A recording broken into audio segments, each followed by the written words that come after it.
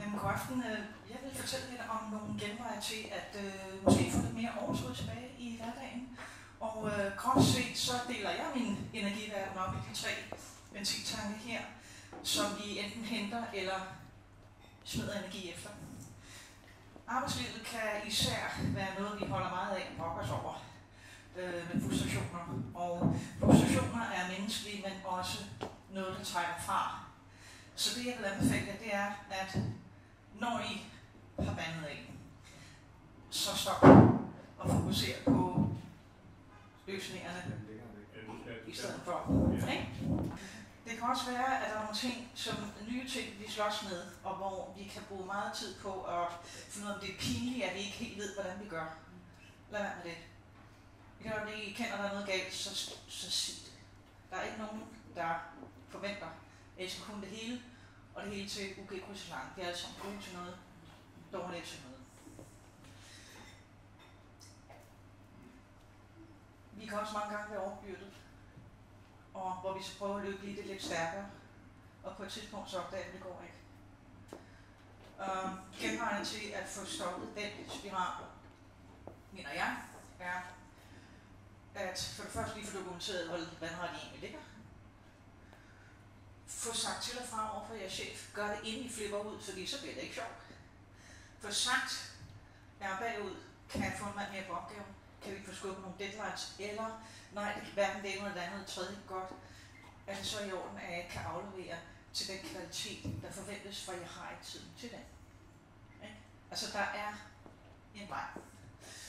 Med venner og familie, der ryger energien altid på, at vi har for meget at gøre, og her vil jeg sige, det vigtigste i kvarteret er englene. Englene kender jeg godt.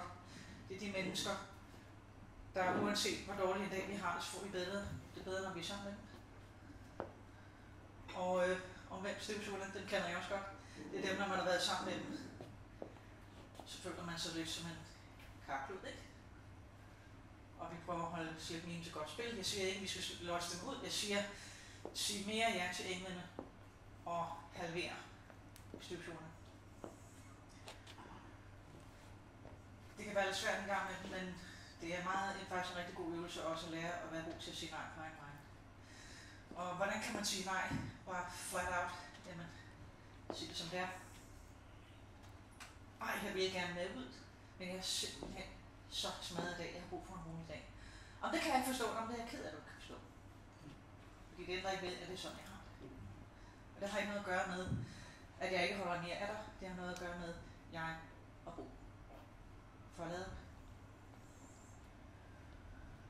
Og det er en ting, jeg har opdaget, at folk er rigtig, rigtig dårlige til at sige nej, fordi vi er bange for at sove og fornærme. Men fornærmelsen er ikke vores problem, hvis de fortæller reelt, hvor vi er. Det synes jeg, vi skal blive bedre til. Individuelt, så kan det nogle gange være, at man bare har sådan en det er ikke helt, der er et eller andet, der generer, så vi ved ikke, hvad det er, og så skynder vi så lave alt muligt fornuftigt.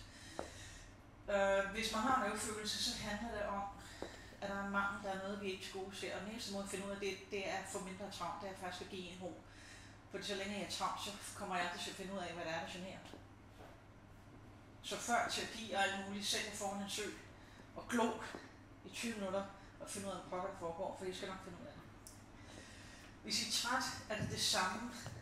Altså bliver nødt til at tage det alvorligt på et eller andet tidspunkt. Man kan ikke bare presse, så bliver vi nødt til at prioritere noget off-tid. Og off-tid behøver ikke at være 2 timer, fordi det kan vi sjældent, men man kan da godt lige prøve at finde 5 minutter et andet sted, ikke? Hvor vi ikke behøver at gøre noget. Ikke? Drop det perfekte, fordi jo mere perfekt vi stræber for at være, jo mindre energi har vi, både til os selv, men til dem, vi elsker. Du kan ikke være en god mor, hvis du er nedslidt. Og den sidste, det her med, føler vi, at vi lever, eller føler vi bare, at vi løber? Der er ønskelisten en rigtig god måde at holde os op på, at der er andet end bare de der hak-hak-lister. Spørger jeg selv en gang imellem, jeg gør det til nytårsaften. Og der er noget, jeg går og tænker, jeg godt kunne tænke mig at prøve, bare fordi. Ikke fordi jeg skal være god, jeg skal ikke lave performance, bare noget jeg må opleve. Noget jeg vil være bedre til, noget jeg gerne vil se. Så er der den her travlhed, kan vi ikke slippe fra, men travlheden er ikke gratis. Så I bliver nødt til at prioritere også at finde de her små lufthuller. Og få dem prioriteret ligesom.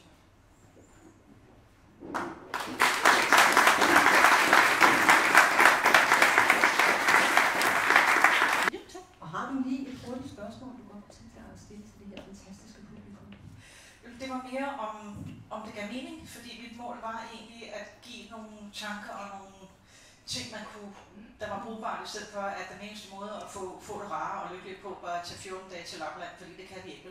Og sidde i en svedestue i 6 måneder, ikke? Det kan vi ikke. Det her, det er, hvis I bare, der var en af dem, der gav mening for jer, så start med den. Ikke?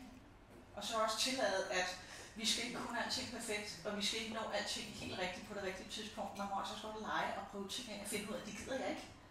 Vi leger videre. Det gør vi simpelthen sammen her. Tak for det, Pernille.